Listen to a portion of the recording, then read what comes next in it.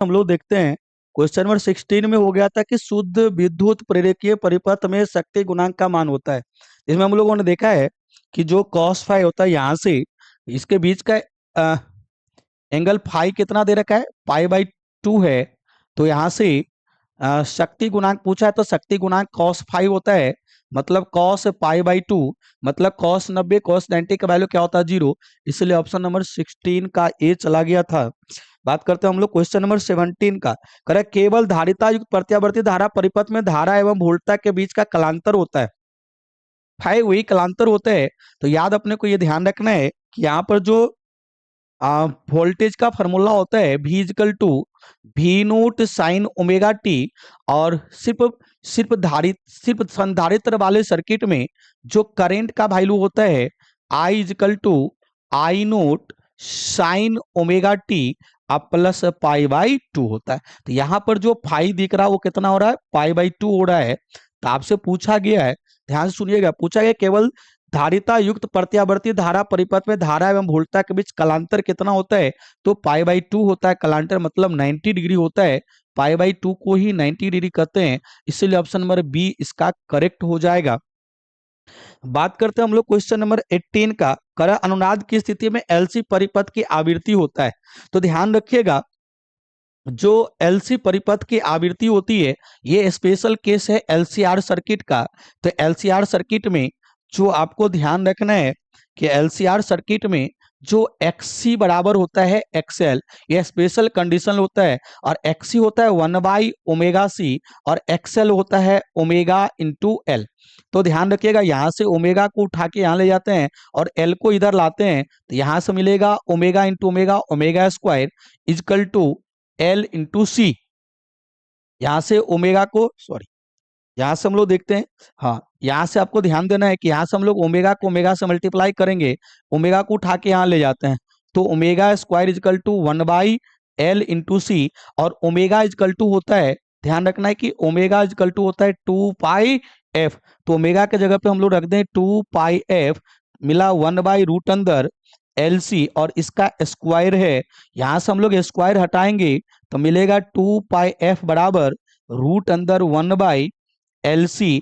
और यहां से यदि हम लोग f निकालें तो 1/2 रूट अंदर 1/LC, और यही अपने पास है अनुनाद आवृत्ति, जो ऑप्शन नंबर 1/2 रूट अंदर 1/LC, option number A correct है। बात करते हैं हम लोग क्वेश्चन नंबर 19 का। करे एक उच्चाई ट्रांसफर की द्वितीय कुंडली में धारा का मान प्राथमिक कुंडली की तुलना में होता है। तो ध्यान रखिएगा, ये जो होता है आपको ट्रांसफार्मर के लिए E S by E P बराबर होता है N S by N P. N P is equal to होता है, करेंट में उल्टा होता है I P by I S.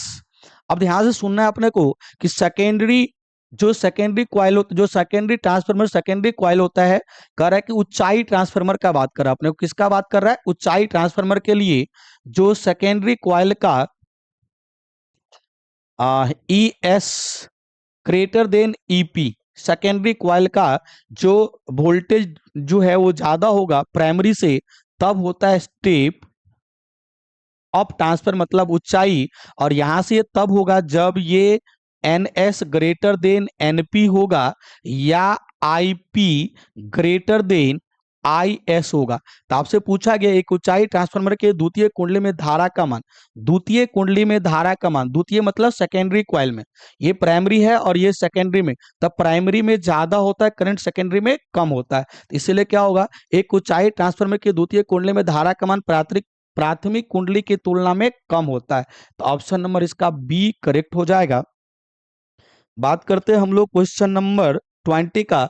उत्तल दर्पण से प्रतिबिंब सदैव बनता है पी और एफ के बीच में, मतलब ध्रुव तथा फोकस के बीच में, इसीलिए इसका आंसर नंबर सी चला जाएगा। बात करते हैं हम लोग क्वेश्चन नंबर 21। यदि किसी माध्यम से निर्वात में संपूर्ण आंतरिक परावर्तन के लिए क्रांतिक कोण 30 डिग्री हो तो माध्यम में प्रकाश का वेग हो जाएगा।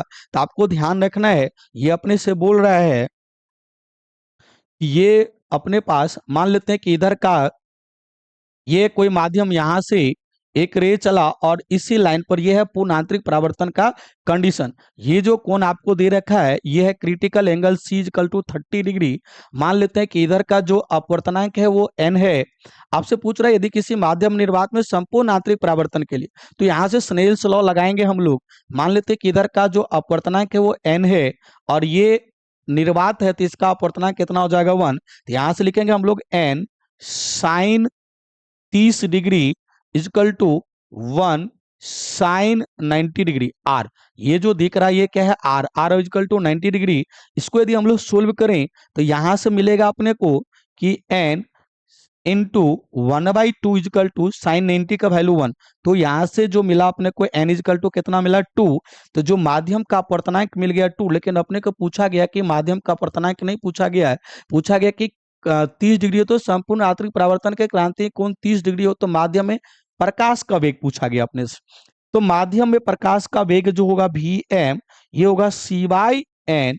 तो सी कितना होता है